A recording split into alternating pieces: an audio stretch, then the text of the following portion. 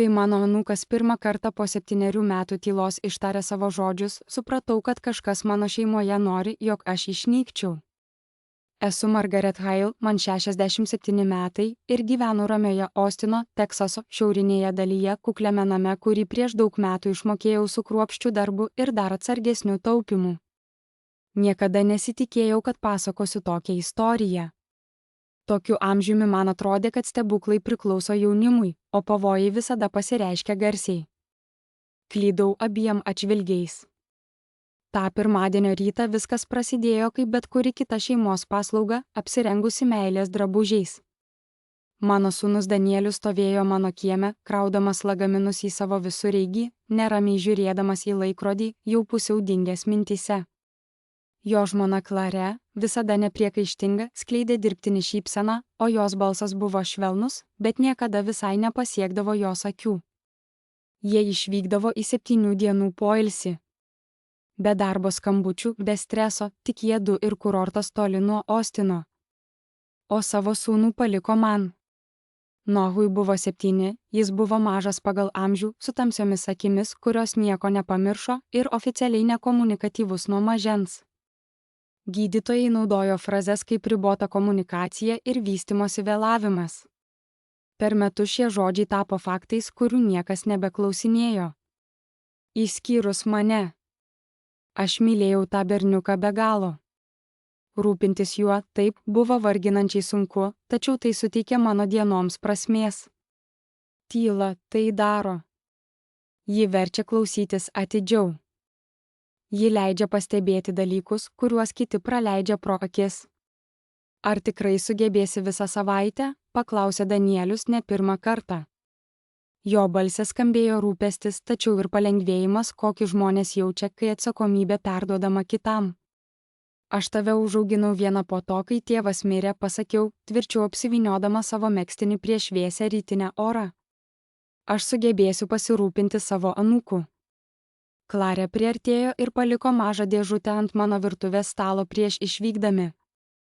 Jos viduje buvo tvarkingai sudėtos arbatos maišeliai, kiekvienas užrašytas jos tvarkingų rašymų. Žolelių mišinys miegui ir kraujo spaudimui. Gerk vieną kiekvieną vakarą.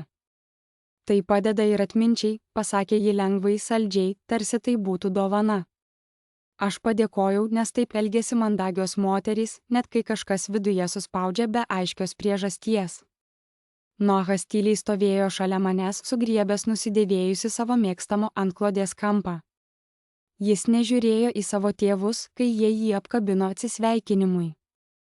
Jis žiūrėjo į mane. Jo pirštai slydo į mano ranką. Jo gripas buvo stipresnis nei įprasta. Kai automobilis galiausiai dingo už kampo, namai pasikeitė. Pajutau tai iš karto. Ora nusiramino. Įtampa išnyko. Dabar buvome tik mes du. 7 dienos, švelniai pasakiau Nohui, kai grįžome vidun. Tik tu ir aš, tada jis pažvelgė į mane. Tikrai pažvelgė. Ir trumpam kažkas prabėgo tarp mūsų. Sąmoningumas, ketinimas, tarsi klausimas laukęs, kol bus užduotas. Tada jis apsisuko, atsisėdo ant grindų ir pradėjo, kaip visada, rūšiuoti savo žaislus. Pasakiau sau, kad tai tik mano vaizduotė. Bet netrukus sužinojau, kad vaizduotė su tuo neturėjo nieko bendro. Pirmieji kelių valandų momentai prabėgo ramiai, kaip ir tikėjausi. Nojus sėdėjo ant svetainės kilimo, atsargiai sudėlioja savo žaislinius gyvūnus į tvarkingas linijas, nuolat juos koreguodamas, kol galiausiai viskas atrodė taip, kaip jis norėjo. Tuo tarpu aš sprendžiau kryžiažodį prie valgomojo stalo, klausydamasis pažįstamų namų garsų, kaip jie nusistovi. Be Claire nuolatinių nurodymų ir priminimų, namai atrodė švelnesni, netgi malonesni. Apie vidurdienį nusprendžiau pasidaryti arbatos. Atrodė juokinga to išvengti. Claire tikrai pastebėtų, jei visą savaitę neliestų arbatos dėžutės. Be to, sakiau sau, kad esu paranojiška. Ji gal ir kontroliuoja, bet apsinuodyti mane būtų per didelis šuolis, net mano vaizduotėjai. Pripildžiau virdulį ir į savo mėgstamą puodelį įdėjau vieną iš tvarkingai pažymėtų arbatos maišelių. Kol vanduo kaito, pakilo švelnus kvapas. Ramunėlės taip, bet taip pat ir kažkas aštresnio, mediciniško panašaus į kliniką. Aš susimąsčiau. Akimirkai stovėjau ir žiūrėjau į garus, sakydama sau, kad nesu kvaila. Laikas keičia įtarimus? Pradedate matyti pavojų ten, kur jo nėra. Būtent tada išgirdau judesį už nugaros. Ne tą minkštą žingsniavimą, prie kurio buvau įpratusi, bet apgalvotus žingsnius. Lėtus, atsargius. Virdulys užsijungė. Pakėliau jį, supyliau vandenį ir stebėjau, kaip skystis pajuoduoja daugiau nei ramunėlė turėtų. Tada pasigirdo garsas, kuris sustabdė mano širdį. Močiute, tai buvo tylus, beveik šnabždesys, bet aiškus, tobulai suformuotas. Neišgerk arbatos. Mano ranka sukruto. Puodelis pasisuko, karštas skystis įsiliejo ant stalo. Aš apsisukau taip greitai, kad beveik praradau pusiausvyrą. Nojus stovėjo duryse. Jis žiūrėjo tiesiai į mane, ne per mane, ne į grindis. Į mane. Močiute, prašau, negerk to. Kambarys staiga pasidarė per mažas. Orai tapo per ploni. Mano ausyse skambėjo, lyg būčiau staiga atsistojusi, nors iš tiesų net nesikėliau. Nojau, pasakiau arba bandžiau pasakyti. Mano balsas skambėjo silpnai. Ar tu ką tik kalbėjai? Jis linktelėjo. Paprastas judesys, ramus, lyg tai būtų natūraliausia pasaulyje. Mano keliai pasidavė ir aš sunkiai atsisėdau į kėdę prie stalo. 7 metus buvau įsivaizdavusi jo balsą, aukštą ar žemą, švelnų ar grubų. Įsivaizdavau pirmuosius žodžius, pirmas sakinius, akimirkas, kurių niekada nebuvo. Ir dabar jie visi atėjo vienu metu, be jokio įspėjimo. Tu gali kalbėti, sušnibždėjau. Taip, močiute. Kaip ilgai? Jis pažvelgė į savo rankas, sukdamas marškinių audinį. Ilgai. Kažkas mano krūtinėje trūko. Džiaugsmas bandė prasiveržti, bet pirmiausia atėjo baimė. Kodėl nesakei niekam? Jis priartėjo, jo mažas veidukas buvo įtempęs, nes mama sakė, kad negaliu. Jis sakė, jei kalbėsi, blogi dalykai nutiks tau. Žodžiai lėtai krito, vienas po kito, kiekvienas sunkesnis už paskutinį. Aš pažvelgiau į puodelį ant stalo, tamsiai arbatai tyliai garuojant, lyg nieko nebūtų nutikę. Mano širdis pradėjo plakti greičiau, stipriau. Ką tu turi omenyje, blogi dalykai, mielasis? Nojus prarijo. Mama įdėjo kažką į arbatą. Tamsus ir niūrus vakaras, kai viskas atrodė kaip sapnas, pilnas nesusipratimų. Ji pasakė, kad jei gersiu pakankamai, negalėsiu daugiau pabusti. Puodelis lydo nuo stalo ir sudužo ant plytelių, tačiau aš vos tai pastebėjau. Priešais mane stovėjo mano anūkas ir pagaliau jis išdrįso ištarti tiesą, kurią buvo priverstas slėpti. Tuo momentu supratau, kad tyla, kurią laikiau jo silpnybė, iš tikrųjų buvo jo kalėjimas. Kelioms akimirkoms nei vienas iš mūsų nekalbėjo. Virtuvėje skambėjo tik laikrodžio tiksėjimas virš kriauklės ir lėtas arbatos lašėjimas, besiskleidžiantis ant plytelių. Žiūrėjau į sudužusi puodelį, lyg tai būtų įrodymas, kad pasaulis, kurį maniau pažįstas, ką tik subyrėjo. Tada traukiau Noachą arčiau savęs, apgaubiau jį savo rankomis. Jis buvo šiltas, tikras, kvėpuojantis. Ne vizija, ne sapnas sukurtas dėl amžiaus ar streso. Tu niekada neturi bijoti man pasakyti, ištariau, mano balsas drebėjo, nepaisant pastangų jį suvaldyti.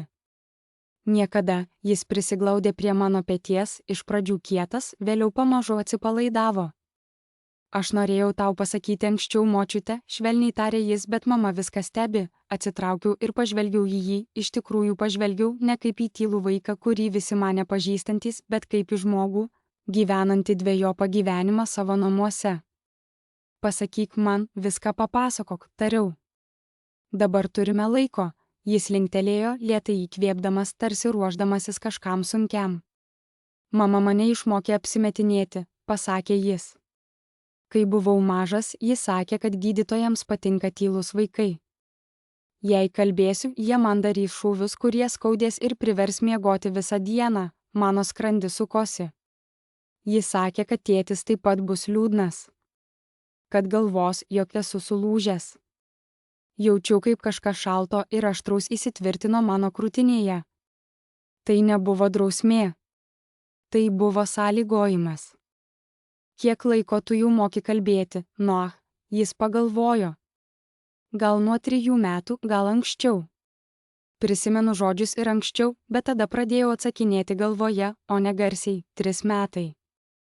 Užsimerkiau trumpam įsivaizduodama mažylį, kuris suprato, kad tyla yra saugesnė už tiesą. Ar tavo tėvas žino, kad gali kalbėti? Paklausiau. Noachas papurtė galvą. Ne visai.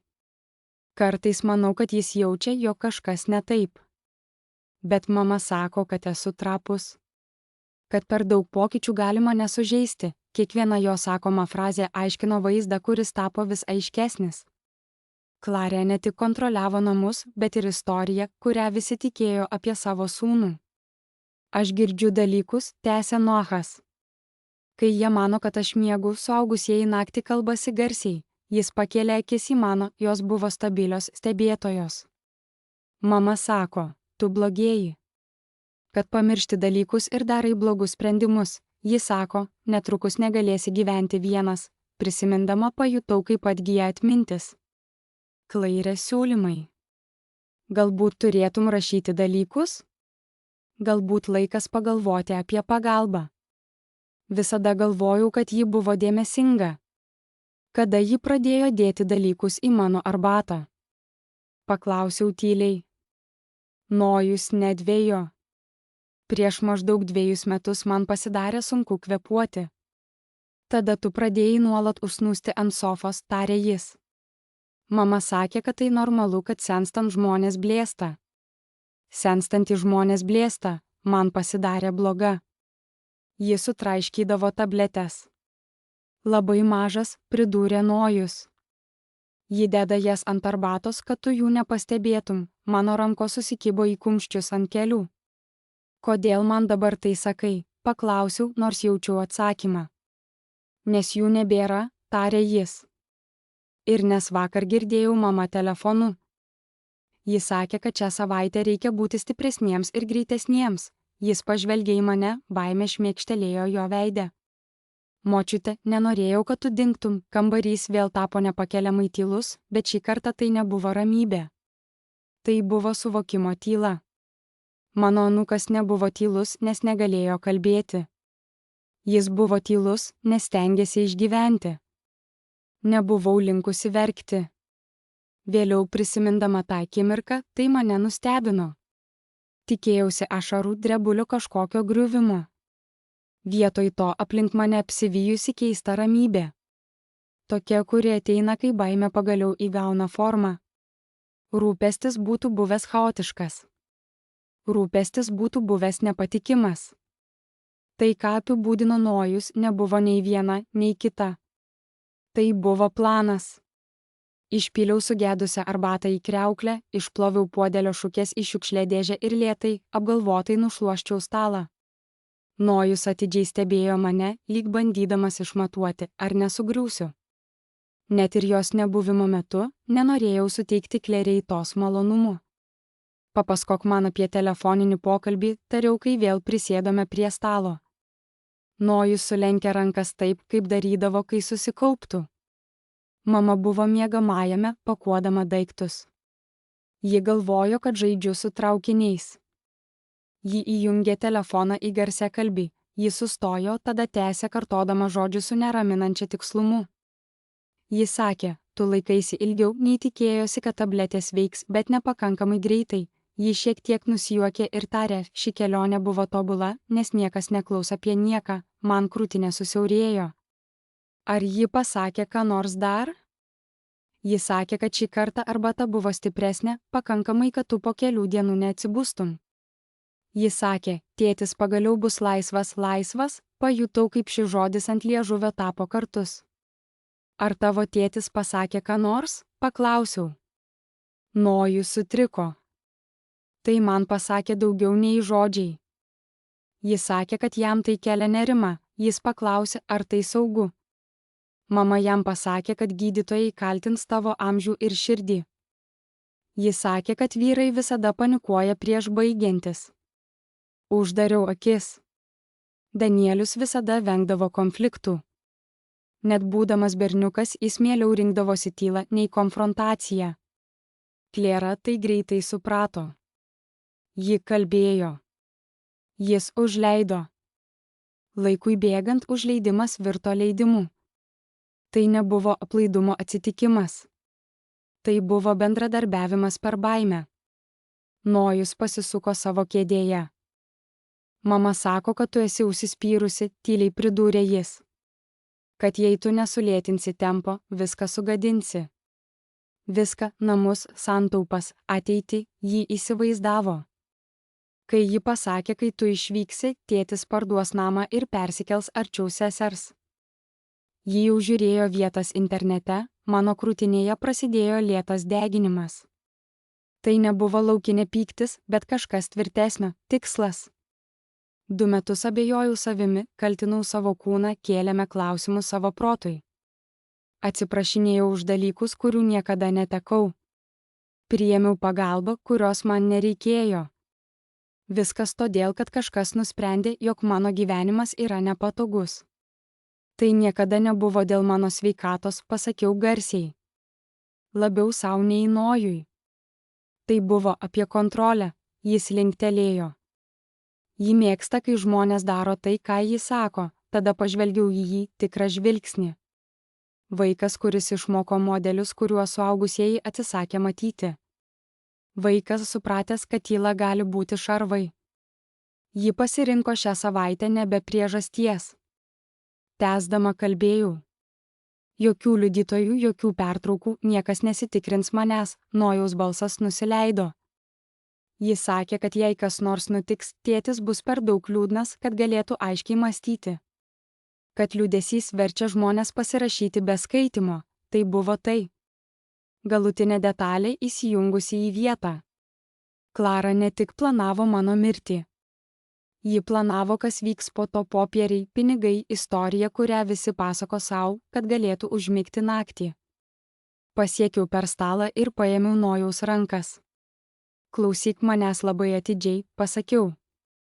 Tu padarei visiškai teisingą dalyką. Tu išgelbėjai mano gyvenimą, jo akis prisipildė ašarų, bet jis neverkė. Kas dabar? Paklausė jis. Ištiesiau nugarą, jausdama, kaip kažkas manyje užsifiksuoja. Dabar mes nustojame apsimesti, kad tik aš esu pavojuje. Nes jei jį galima nenutildyti, lėtai pasakiau, ji niekada nesustabdys tavęs nutildyti, ir šį kartą mes neketiname tyliai dingti. Laukiame iki vėlų popietės. Nežinau kodėl. Gal dalis manęs vis dar tikėjosi, kad klystu. Galbūt man reikėjo šviesos, kad galėčiau susidurti su tuo, kas laukia. Noah sėdėjo šalia manęs ant sofos, vėl tylėdamas, kai pro šalį praėjo automobilis, jo kūnas vėl įsiliejo į vaidmenį, kurį jis vaidino didžiąją savo gyvenimo dalį. Kai namuose tapo tylu, jis atsistojo. Močiute, tyliai pasakė jis. Dabar, kai niekas nežiūri, yra kažkas, ką turi pamatyti, mano skrandis susisuko. Kas tai? Mama laikė popierius mano kambaryje, tai vien tai buvo keista. Klara neapkenčia netvarkos. Ji nekenčia palikti dalykų ten, kur jiems ne vieta. Mintis, kad ji ką nors slepia vaiko kambaryje, reiškia, kad ji tiki, jog tai yra saugiausia vieta namuose. Ji mano, kad aš nemoku skaityti, pridūrė Noah. Ir ji mano, kad niekas niekada nežiūri po mano lova, lėtai kopėme laiptais į viršų. Kiekvienas žingsnis skambėjo garsiau nei turėtų, tarsi pats namas klausytųsi. Nojaus kambarys buvo mažas ir tvarkingas, per daug tvarkingas 7-mečiui. Žaislai buvo sustatyti, o ne išbarstyti. Antklodė buvo lygi, tvirtai įkišta kampuose. Jis atsiklaupė ir pasiekė po lovą, ištraukdama ploną kartoninę dėžutę.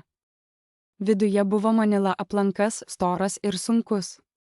Mano rankos drebėjo, kai atidariau jį ir sėdėjau ant lovos krašto.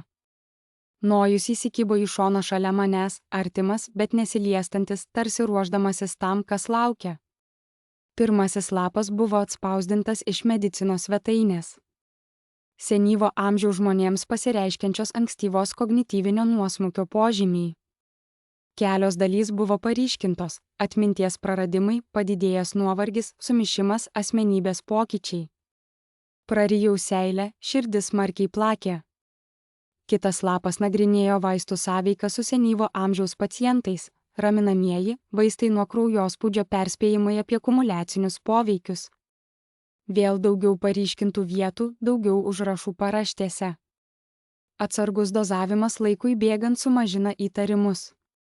Pajutau, kaip mane apima šaltis. Trečiasis lapas buvo dar blogesnis.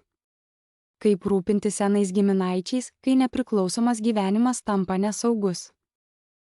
Šalia tam tikrų pastraipų buvo ranka rašyti užrašai: venkite konfrontacijos, dokumentuokite elgesio pokyčius, kontroliuokite vaistų vartojimą. Laipsniškas priklausomumas yra raktas. Vos galėjau kvėpuoti. Tada pasiekiau paskutinę segtuvo dalį. Puslapis su užrašais, data, tvarkingai ir metodologiškai surašyta pažangos ataskaita. Mano inicialai sausio 12 koji, padidinta dozė, šiek tiek pastebėtas sumišimas. Kovo 3 joji, užmigo kalbėdamas. Be pasipriešinimo. Gegužės 18 oji, paklausė apie finansus, nukreipimas padėjo. Rugpjūtis, 7 kaimynai pastebėjo nuosmukį. Būkite budrus. Spalio 2 oji, pagreitinti planą per kelionės langą. Mano regėjimas išsiliejo. Tai nebuvo rūpestis. Tai buvo eksperimentas. Puslapio apačioje viena galutinė eilutė buvo 2 kartus paryškinta, numatomas rezultatas per 72 valandas po padidinto vartojimo. Be vardo, be emocijų, tik tikrumas. Paspaudžiau popierių prie krūtinės ir užsimerkiau. Akimirką pajutau kiekvieno to momento svorį, kai abejojau savimi. Kiekvieną atsiprašymą, kurį pasakiau dėl nuovargio. Kiekvieną kartą, kai juokais numečiau savo baimę. Nojus stebėjo mane, jo veidas buvo blyškus, bet tvirtas. Ji kartais tai tikrina, tarė jis. Jei segtuvas bus perkeliamas, ji pastebės. Giliai įkvėpiau ir priverčiau save mąstyti. Mes jį grąžinsime tiksliai ten, kur buvo, pasakiau. Tiksliai, jis nedelsdamas linktelėjo. Žinau, kaip. Mes pakeitėme segtuvą, vėl įstūmėme dėžę po lovą, išlygino antklodę taip, kaip buvo anksčiau. Nojus sureguliavo žaislus, kol jie atrodė tobulai. Tada grįžome žemyn. Virtuvėje saulės spinduliai švelniai krito ant grindų, šiltai ir įprastai. Aš atsirėmiau į stalą, staiga pasijutau pavargusi. Ne dėl silpnumo, bet dėl aiškumo. Jie nelaukė, kol aš nusmuksiu. Jie tai organizavo. Žvelgiau į savo anūką, šį drąsų tylų liudininką nusikaltimo, kuris vyko prieš mano akis. Ačiū, kad pasitikėjai manimi, švelniai pasakiau. Jis pažvelgė man į akis. Tu manimi tikėjai, ir tada supratau, kad tai buvo vienintelis dalykas, kurio Klėra niekada neplanuotų, nes dabar turėjau įrodymą ir nebuvau viena. Ta naktį nemiegojau. Gulėjau lovoje, klausydamasi, kaip namas kvėpuoja. Kiekvienas girgsėjimas ir atodūsis staiga skambėjo apgalvotai. 2 metus ši vieta buvo mano namai. Dabar jie atrodė kaip scena, kurioje aš, nesuvokdama, vaidinau Klėros paskirtą vaidmenį. Sutrikusi senolė, blėstanti motina, tyliai pasitraukianti kliūtis. Iki ryto baimė virto ryžtu. Jei Klara tikėjo, kad man sekasi prastai, tai būtent tokį vaizdą ir rodžiau. 9 valandą ryto, norėdama pasirodyti silpnesnė, judėjau lėtai, tarsi sunkiai pakeldama kiekvieną koją. Kava, kurią piliau, drebėjo mano rankose.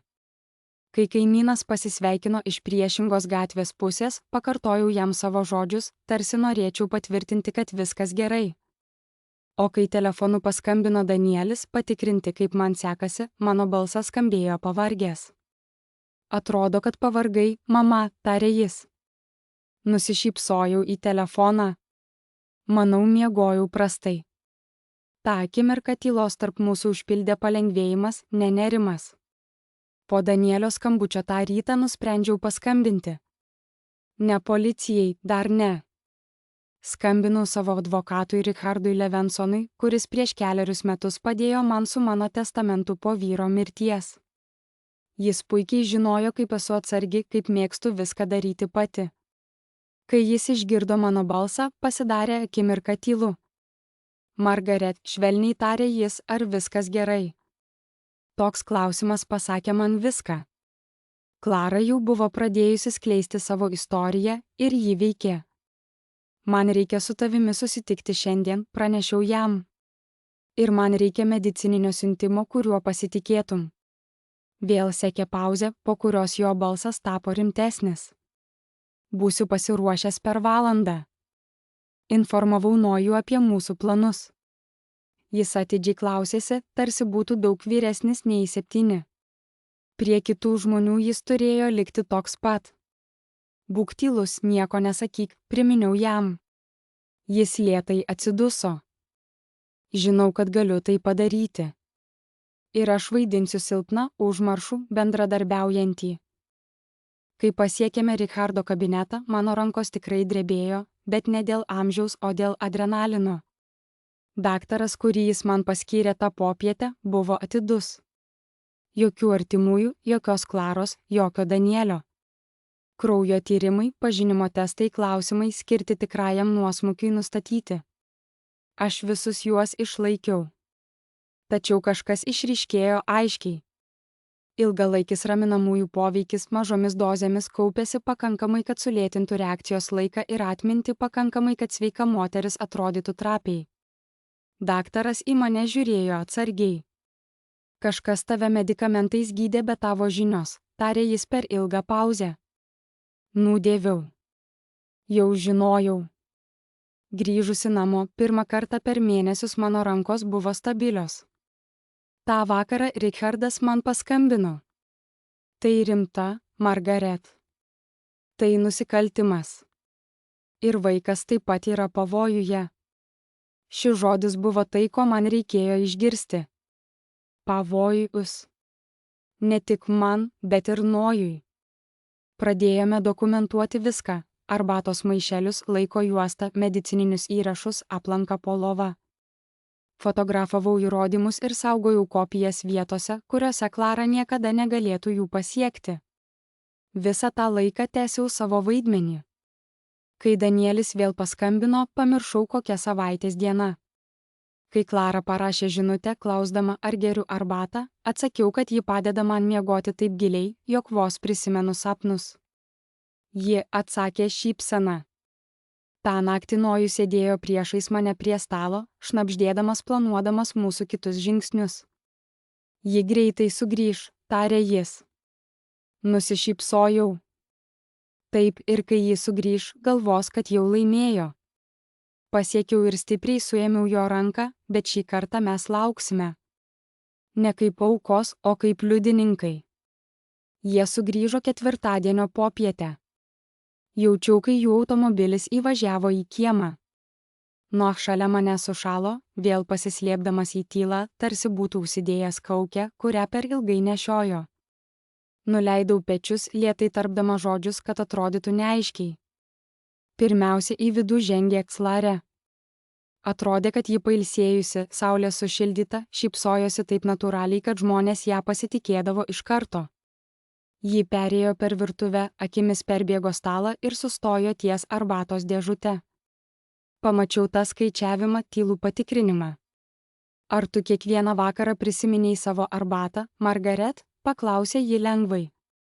Daugumą vakarų atsakiau trindama smilkinį. Tai padeda.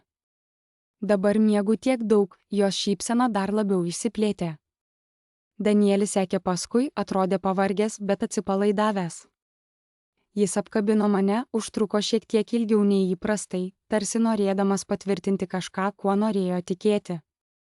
Tu atrodai blyški, mama, pasakė jis.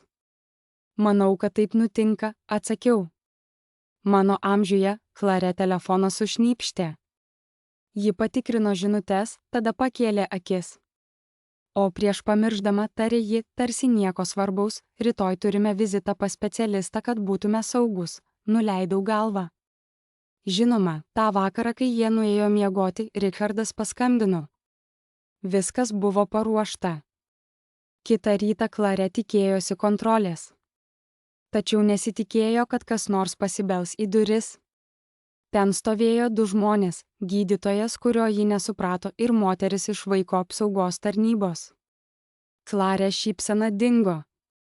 Ar kas nors nutiko? Paklausė ji. Gydytojas ramiai atsakė, turime pasikalbėti su Margaret privatu. Klare akis šoktelėjo į Danielį. Jis atrodė sumišęs, neramus. Lėtai atsistojau. Mano rankos nesvarstė. Ir tada Noah padarė tai, ko Klare nesitikėjo. Jis prabilo. Aš galiu kalbėti, pasakė jis. Kambaryje sustingo oras. Klare apsisuko taip greitai, kad vos nesugadino telefono. Danielis žiūrėjo į sūnų tarsi matydamas jį pirmą kartą. Noah žengė į kambario vidurį. Jo balsas buvo stabilus, aiškus. Mama liepė apsimesti. Jis sakė, kad jei aš kalbėsiu, močiutė dings. Jis sakė, kad niekas manęs netikės, tyla nukrito kaip svoris.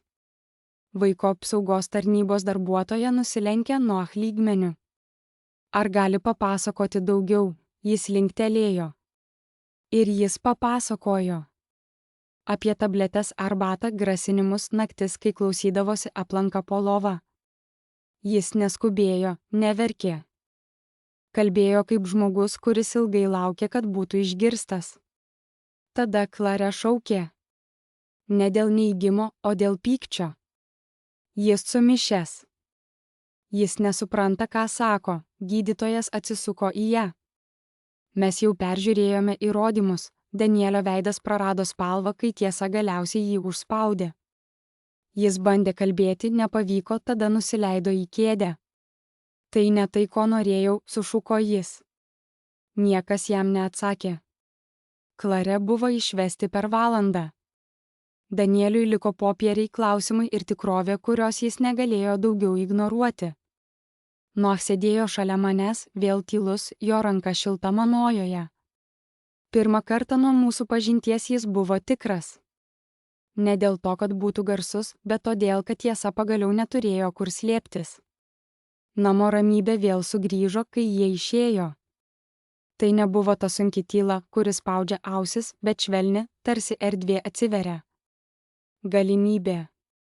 Nojus sėdėjo virtuvės stalui, linguodamas kojomis, stebėdamas, kaip saulės spinduliai lėtai ropščiasi per grindis. Dabar niekas jo nesekė. Nieko nevertino. Jis kalbėjo, kai to norėjo. Toks paprastas dalykas atrodė kaip stebuklas. Per ateinančią savaitės gyvenimas po truputį persitvarkė. Iš pradžių Nojus laikinai gyveno su manimi, o vėliau tapo nuolatiniu mano šeimos nariu. Specialistai patvirtino tai, ką jau buvau sužinojusi, jis nebuvo bežodis. Jis buvo giliai protingas, traumuotas, priverstas tylėti. Sutinkama parama jo žodžiai kasdien tapo vis lengvesni. Kartais jie sklido staiga, kartais lėtai, bet visada nuoširdžiai. Man tuo tarpu migla visiškai išsisklaidė. Be raminamųjų mano mintys tapo aiškesnės. Atsikeldavau pailsėjusi, prisimindavau vardus, datas, smulkius džiaugsmus, kuriuos man atrodė, kad amžius atėmė. Paaiškėjo, kad mano protas niekada nebuvo silpnas, jis tiesiog buvo užkasant. Teisiniai procesai vyko tyliai. Klėra susidūrė su kaltinimais dėl apsinuodijimo ir vaikų nepriežiūros. Danielius prarado globą ne todėl, kad buvo žiaurus, bet todėl, kad pasirinko baimę vietoje apsaugos. Ši tiesa jį skaudino labiau nei bet koks bausmė. Atnaujinau savo testamentą, užrakino savo sąskaitas, užtikrinau, kad niekas niekada negalėtų kalbėti mano vardu be mano sutikimo. Tačiau tikrasis gyjimas nebuvo dokumentuose. Jis atėjo vakare. Nojus ir aš sėdėdavome prie stalo ir darėme namų darbus, kalbėdavome apie dinozaurus, kosmosą ir klausimus, kuriuos jis laikė viduje daugelį metų. Kartais jis sustodavo vidury sakinio, nustebinta savo pačio balso. Man patinka kalbėti dabar, jis man pasakė vieną kartą. Aš nusišypsojau. Man irgi. Ta tyla mūsų šeimoje buvo naudojama kaip ginklas, būdas ištrinti, kontroliuoti, paversti nepatogius žmones nematomais. Tačiau tyla gali būti sulaužyta. O kai ji sulaužoma, ji nešnabžda. Ji sako tiesą. Šio pasakojimo 5 gyvenimo pamokos. 1. Tyla nereiškia silpnumo. 2. Kontrolė dažnai slepiasi po gerumu. 3. Vaikai mato ir supranta kur kas daugiau, nei mes manome. 4. Pasitikėkite savo instinktais, net kai kiti juos atmeta. 5. Teisingu metu pasakyta tiesa gali išgelbėti gyvybes. Jei buvote su manimi iki galo, ačiū. Ką jūs pasisėmėte iš šios istorijos? Iš kokio miesto žiūrite? Prašome patikti, pasidalinti ir komentuoti, kad ši istorija pasiektų tuos, kuriems jos reikia.